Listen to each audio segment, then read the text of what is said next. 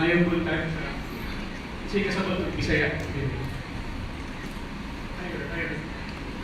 Okay, I'm going to read one excerpt of a novel in progress, and the other one is a poem. I can give you a translation of the excerpt, but I can give you a translation of the poem. So here's the excerpt. Just to give you a kind of context now. We're now at the part where the character EI is left alone in her house because her husband left for China. She was married to a Chinese businessman, but for so many years, hindi na umuwi. So to kill her time, she created a garden at the front of her house in the shape of the world map. That when she's least watchful, she didn't know something was happening in the garden.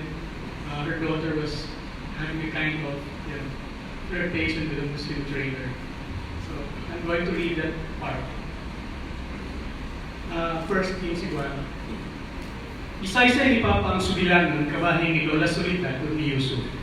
Si Yusuf, usa ka negosyanteng Muslim na matagsimana o dalikyat sa balay nilang Solidad aron paghatod og mga sabon na imported.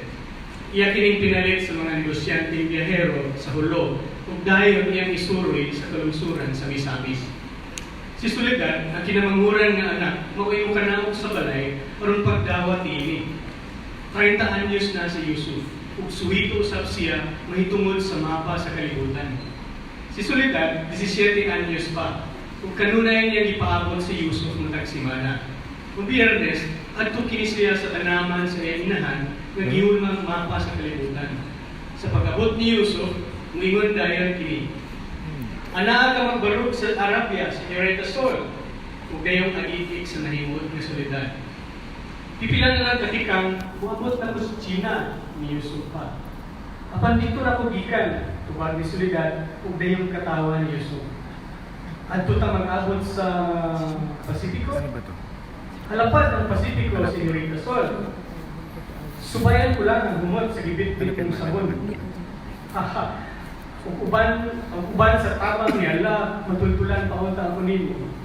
Tuod man, dito sa Pasipiko, nag-abot ng gruha. Mao kadto ang nahimong sinugdanan sa pag-unong-unong ni Yusuf ug Sol. Matag simana ilang bisitahon ang mga nagkalain-laing mga kanasuran sa kalibutang tanaman. Ilang isgutan ang bisan unsang utanga mahitungod sa nasod ng ilang ipatikbugan. Usa kahapon ni Ana, samtang dito sila sa labong nga nasod sa Amerika, adunay panghitabog nga walang iladama.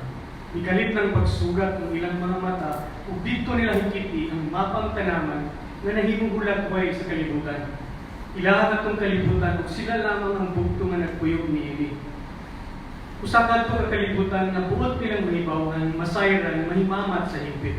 Ug dito isugdan nila pag-ila-ila ang matag suok niini.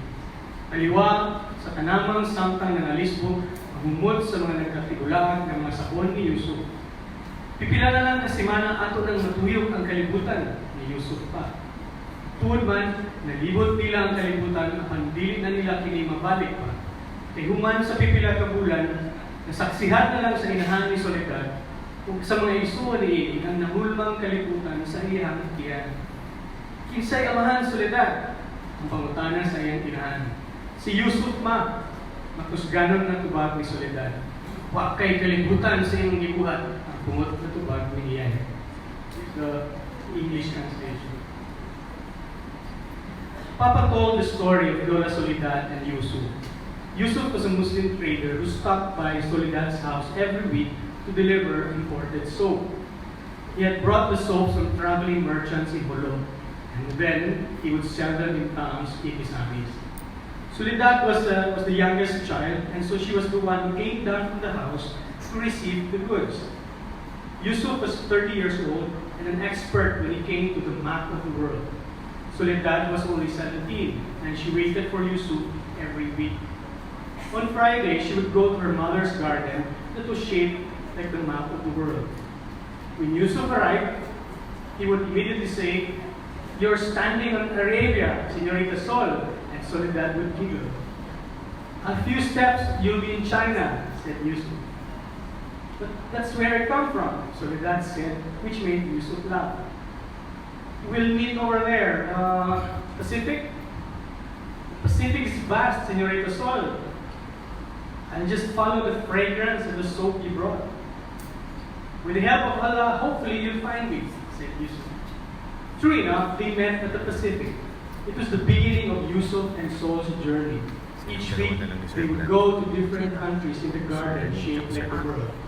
They would talk about anything to do with the country they visited.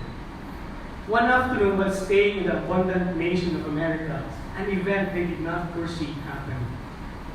Their eyes met suddenly, and they saw the garden map that resembled the world. It was their world, and they were its only inhabitants. The world they wanted to know, understand, discover fully.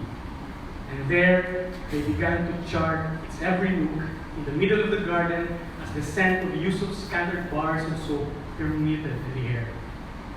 In a few weeks, we will have explored the entire world, said Yusuf. Indeed, they circled the world, but they could not do it again after someone, Soledad's mother and siblings, witnessed a world forming in her belly. Who is the father, Soledad? Her mother asked. It's Yusuf, ma, Soledad answered. What in the world have you done? Said Ian, furious. Thank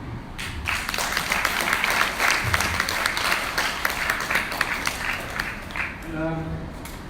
This is in Cebuano, and so I can read the translation. It's a new one. Dampo kong mahimong librarian.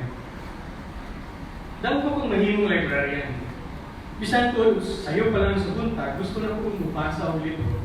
Mahimo kining pataw-tawran, may sayo kong daghan po ninyo ang naginang-nang dugang kaalam. Unahon tamo kapi-abi o tulbulan sa mga hutong iskina, di nahimutan ang mga librong inyong ipangita kung gustong subayon. Ay, tuwa dito, kantong manunulat ng yulagway sa kondisyon natong pinsakpan.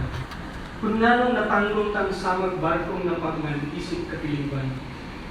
Barutos mga tonto.